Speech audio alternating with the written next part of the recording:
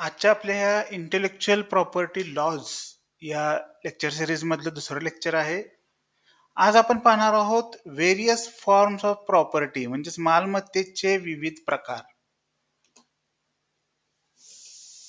पहा, मालमत्तेचे अनेक प्रकार अस्तित्वात आहेत जगामध्ये, भारतामध्ये. मालमत्तेचे खूप हिस्टॉरिकल पिरियड पासून ते आजपर्यंत प्रत्येकाची वैशिष्ट्ये स्वतःचे आहेत, कायदेशीर परिणाम आहेत. तर आज आपण त्यातले काही गोष्टी आपण काही ठळक महत्वाचे मालमत्तेचे प्रकार पाहणार आहोत. पहिला आहे पहा रिअल प्रॉपर्टी, ज्याला इमूव्हेबल प्रॉपर्टी सुद्धा म्हटलं जातं. रिअल प्रॉपर्टी म्हणजे जमीन आणि त्याच्याशी संलग्न असलेल्या कोणत्याही स्थायी संरचना किंवा सुधारणा, जसे की इमारते, घरे किंवा जमीन सुधारणा. मग त्यामध्ये जमिनीशी संबंधित अधिकारांचाही समावेश होतो, जसे की खनिज हक्क किंवा पाण्याचे हक्क.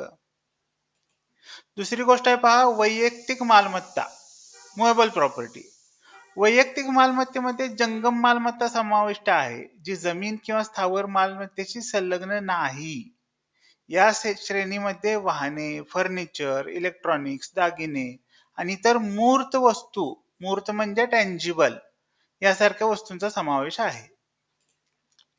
तिसरी गोष्ट आहे पहा बौद्धिक संपदा, जो आपल्या ह्या लेक्चर सिरीजचे किंवा ह्या विषयाचा मूळ मुद्दा आहे, ज्याला इंटेलेक्च्युअल प्रॉपर्टी पण म्हटलं जातं. ठीक आहे. तर बौद्धिक संपदा म्हणजे इंटेलेक्च्युअल प्रॉपर्टी मनाच्या अमूर्त निर्मितीचा संदर्भ देते. ही एक इनटँजेबल प्रॉपर्टीचा प्रकार आहे. जसे की आविष्कार, सायंटिस्ट लोक आविष्कार करतात. साहित्यिक आणि कलात्मक कामे, चिन्हे, नावे, प्रतिमा आणि डिझाईन, पेटंट, कॉपीराइट, ट्रेडमार्क, व्यापारी रहस्य म्हणजे ट्रेडिंग सिक्रेट्स, या सर्व विविध कायदेशीर यंत्रणेद्वारे इंटेलेक्च्युअल प्रॉपर्टी संरक्षित केली जाऊ शकते. पहा प्रकार आहेत आविष्कार, साहित्यिक आणि कलात्मक कामे, चिन्हे, नावे, प्रतिमा आणि डिझाईन. आणि त्यांचे जर का राईट्सचे आपण काय करतो, संरक्षित करतो, त्यासाठी कोणत्या गोष्टी वापरल्या जातात, पेटंट, कॉपीराइट, ट्रेडमार्क किंवा ट्रेड सिक्रेट्स वगैरे ह्या गोष्टी. मूर्त मालमत्ता, मूर्त मालमत्ता म्हणजे भौतिक मालमत्तेचा संदर्भ आहे, ज्यांना स्पर्श केला जाऊ शकतो किंवा अनुभूती येते, टँजिबल प्रॉपर्टी. यात स्थावर मालमत्ता आणि वैयक्तिक मालमत्ता दोन्ही समाविष्ट आहे. अमूर्त मालमत्ता म्हणजे इनटँजिबल प्रॉपर्टी. अमूर्त मालमत्ता म्हणजे ज्या मालमत्तेचे भौतिक स्वरूप नसते, परंतु तरीही त्यांचे मूल्य असते. भौतिक स्वरूप नाही पण मूल्य आहे, त्याला stock, bond, patent, copyright, trademark यासारख्या गोष्टींमध्ये बौद्धिक संपदा या श्रेणीत येते.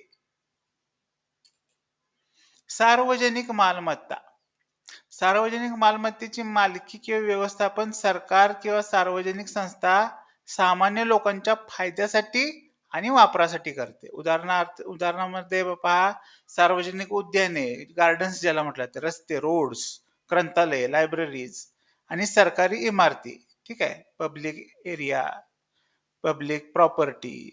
ठीक आहे. पब्लिक बसेस असतात, पब्लिक एअरलाइन्स असतात किंवा बऱ्याच गोष्टी असतात. खाजगी मालमत्ता, खाजगी मालमत्ता व्यक्ती, व्यवसाय किंवा संस्था यांच्या मालकीची असते आणि परवानगीशिवाय सामान्य लोकांसाठी प्रवेश योग्य नाही, प्रवेश योग्य नसते ती. ठीक आहे. या श्रेणीमध्ये घरे, स्वतःच राहतं घर म्हणा, सगळ्या जगांसाठी खुले नसते, ज्यांच्या मालकीचं घर आहे त्यांच्यासाठी ते खुलं असतं. व्यवसाय आहे, खाजगी मालकीची जमीन आणि वैयक्तिक मालमत्ता यांचा समावेश असतो खाजगी मालमत्तेमध्ये.